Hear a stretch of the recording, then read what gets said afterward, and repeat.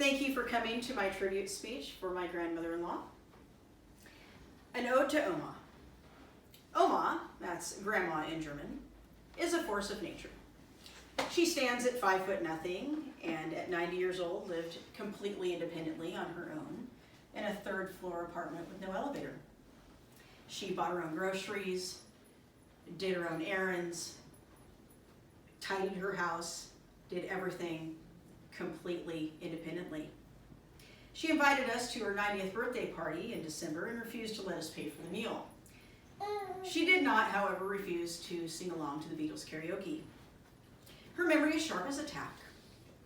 She's strong, not quick to smile, unless it's at me.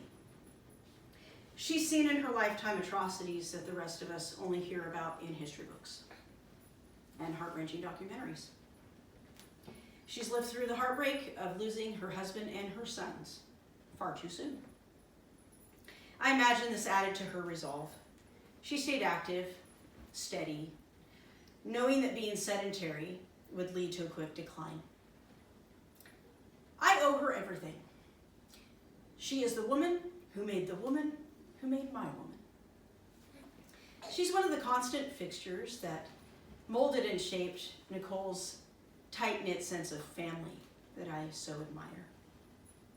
When Nicole and I came out to her family by way of me accompanying her as her date to her father's birthday party, Oma was an example by not caring whatsoever that we were gay. She comes up to my eye, but to me she was a giant. So you can imagine my shock, back to the reality of her real age, her real stature, when Nicole called crying that she had had a brain bleed. She'd been sitting in my mother-in-law's kitchen and began to show the classic signs of a stroke. My mother-in-law, knowing the signs, or at least knowing something was wrong, ran to get her best friend, who is a nurse and only lives a few houses down. She did a quick assessment and called for an ambulance. Even then, Oma insisted on walking down that very steep marble staircase on her own steam. Like my grandfather, who lived entirely on his own until he fell and hit his head.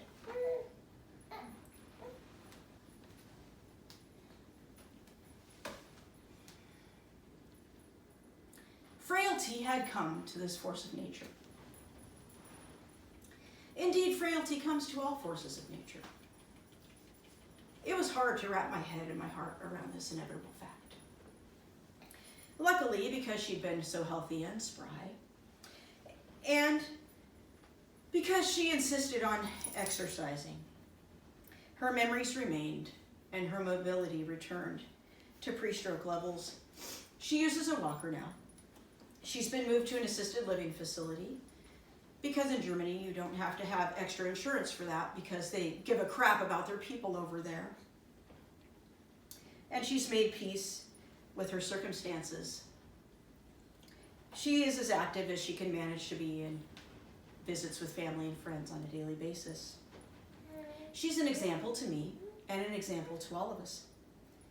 Had she not stayed as active, if she not insisted on daily exercising her mind and body, she wouldn't have been strong enough to come out on the other end of this. If my mother-in-law had not noticed something was wrong and had not utilized the closest resources, the outcome would have been far different. As many of you know, I know what it's like to be frail at a young age and to have to work back to strength and mobility. So every single day I try my best to live by her example. I make sure I'm informed, quick to act, and know my resources if something goes wrong. I make sure I'm strong and healthy so that when I hit level 90 in this game of life, I will sail through as she has done. I hope the same for all of you. Thank you.